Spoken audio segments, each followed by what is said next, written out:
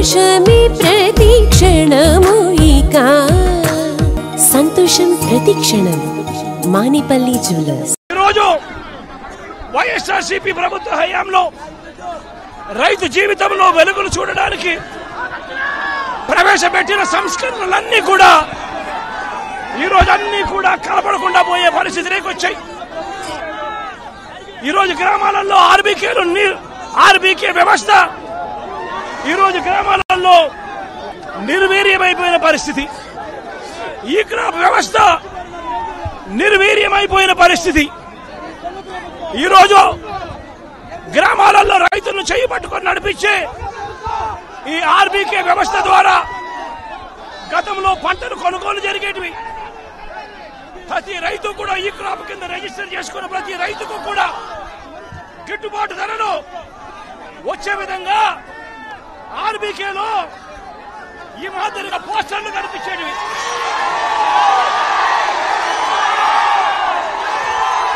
ప్రతి ఆర్బీకేలో కూడా ఈ మాదిరిగా పోస్టర్లు కనిపించేటివి. ఈ గిట్టుబాటు ధరల కంటే కూడా తక్కువ రేటుకు ఏ రైతు అమ్ముకోవాల్సిన పరిస్థితి వచ్చేది కాదు.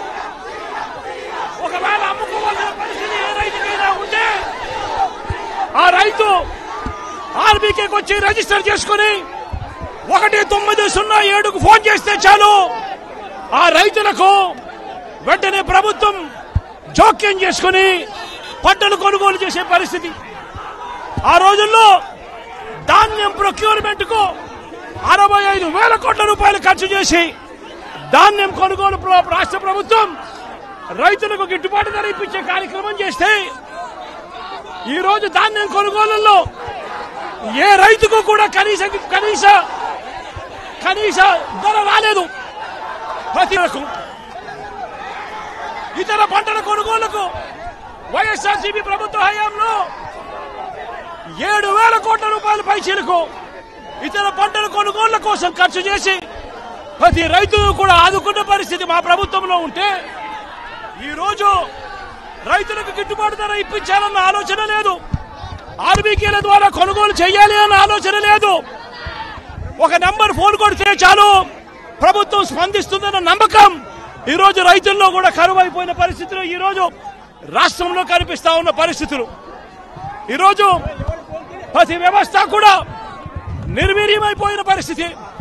ఆర్బీకేలు నిర్వీర్యమైపోయాయి. ఆర్బీకేలో అనుసంధానంగా ఉన్న ఇంటిగ్రేటెడ్ ల్యాబ్స్ ఈ రోజు నిర్వీర్యమైపోయినాయి. గతంలో ఎవరైనా కల్తీ విత్తనాలు అమ్మాలనుకుంటే ప్రభుత్వం ఉంది అని చెప్పి భయపడే పరిస్థితి నుంచి ఈ రోజు యథేచ్ఛగా ప్రభుత్వమే దగ్గరుండి ఆర్బీకేల ద్వారా ఎరువులు సప్లై, విత్తనాల సప్లై ఆపేసిన కార్యక్రమం జరుగుతూ ఉంది. ఎరువుల సప్లై, విత్తనాల సప్లై, పెస్టిసైడ్ సప్లై ఆర్బీకేల ద్వారా పూర్తిగా శిథిల పరిస్థితులలో ఈ రోజు ఎరువులు కొనాలంటే రైతులు ప్రైవేట్ బ్రోకర్ల దగ్గర కొనాల్సి వస్తా ఉంది.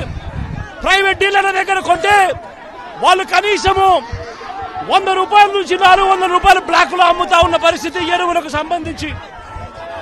ఈ రోజు క్వాలిటీ కంట్రోల్ చేసే విషయంలో ప్రభుత్వం పూర్తిగా ఫెయిల్ అయిపోయిన పరిస్థితులు కనిపిస్తా ఉంది.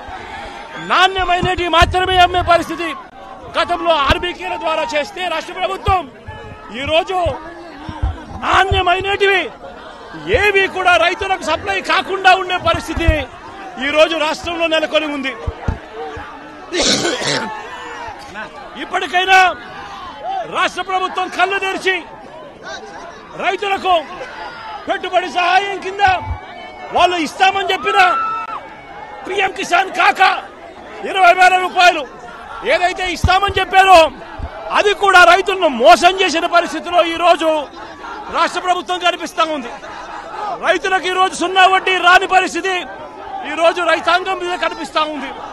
ఈ రోజు ప్రతి విషయంలోనూ కూడా రైతులు ఈ ప్రభుత్వంలో నష్టపోయిన పరిస్థితుల మధ్య చంద్రబాబు నాయుడు గారు ఇప్పటికైనా కళ్ళు తెరవాలి, గుంటూరు మిర్చి యార్డుకు రావాలి, వచ్చి రైతుల కష్టాలు తెలుసుకొని రైతులకు కనీస గిట్టుబాటు ధర వచ్చే విధంగా రైతుల కోసం చంద్రబాబు నాయుడు గారు గట్టిగా నిలబడకపోతే తీవ్రమైన పరిణామాలుంటాయి.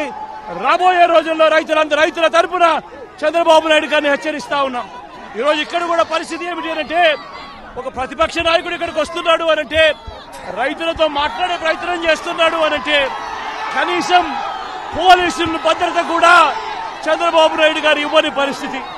నేను ఇదే చంద్రబాబు నాయుడు గారికి చెప్తా ఉన్నా, ఎల్లకాలం మీ ప్రభుత్వం ఉండదు.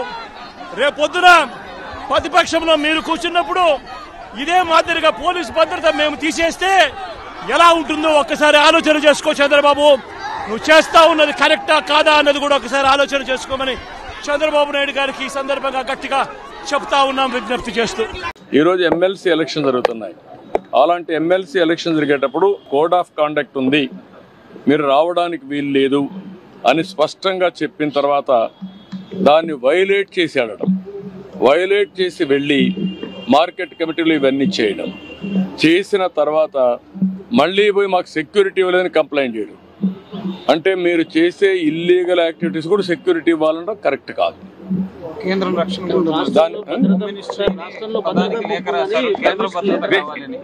దిస్ ఈజ్ వేర్ నేను అనేది అంటే, ఎప్పుడు కూడా రాజకీయ పార్టీల్లో ఉండే నాయకులం ప్రజాస్వామ్యయుతంగా ప్రవర్తించాలి. ప్రజాస్వామ్యంగా ప్రవర్తించకుండా హై హ్యాండెడ్గా రౌడీజాలు చేస్తామంటే అది కరెక్ట్ కాదు. ఒకసారి నేను అడుగుతున్న, రాష్ట్రంలో ఉండే ప్రజలందరూ అర్థం చేసుకోవాల్సిన అవసరం ఉంది. ఎన్నికల కమిషన్ చెప్పింది నేను చెప్పలా. ఎన్నికల కమిషన్ తెలుగుదేశం పార్టీ ఎన్డీఏ కాదు, స్వయం ప్రతిపత్తి కలిగిన వ్యవస్థ. అది అన్ని రాజకీయ పార్టీలను రెగ్యులేట్ చేసే వ్యవస్థ. వాళ్ళ మీద నమ్మకం ఉంటే మీరు పోకుండా అవాయిడ్ చేయాలి. మీరు వెళ్ళినప్పుడు అది ఇల్లీగల్ అవుతుంది. మీరు ఇల్లీగల్ యాక్టివిటీకి పోలీస్ ప్రొటెక్షన్ ఇవ్వడం ఎక్కడన్నా మనం చూసామా? మీరు అడగడం ఏంటి? నువ్వు పోయిందే హై హ్యాండెడ్గా ఇల్లీగల్ యాక్టివిటీ చేసినప్పుడు నాకు పోలీసులు కూడా రావాలన్నా వెనకాలంటే, రేపు రాబోయే రోజు నువ్వు నేరాలు చేస్తానంటే పోలీసులు చూస్తూ నీ దగ్గర రావాలన్నా? ఇది కరెక్ట్ అప్రోచ్ కాదు. ఇది నాకు సంబంధించిన విషయం కాదు, ఎన్నికల కమిషన్ విషయం. కానీ వచ్చింది కాబట్టి చెప్పాల్సి వస్తూ ఉంది. ఇది ప్రజాస్వామ్యాలను చాలా చూశాను. ఇలాంటి రాజకీయ నాయకుల్ని, ఇలాంటి రాజకీయ పార్టీలను ఎప్పుడు చూడలేదు. అవన్నీ నేను చీప్గా నేను మాట్లాడను. అంటే బాధ్యత లేకుండా వెళ్ళడం. ఏదైతే మీరు ఒకసారి చూస్తే కోడ్ ఆఫ్ కాండక్ట్ ఉంది. కోడ్ ఆఫ్ కాండక్ట్ అనేది రాజకీయ పార్టీలకు వర్తిస్తుంది, కంటెస్ట్ చేసే అభ్యర్థులకు పనిచేస్తుంది, అధికార యంత్రాంగానికి పనిచేస్తుంది.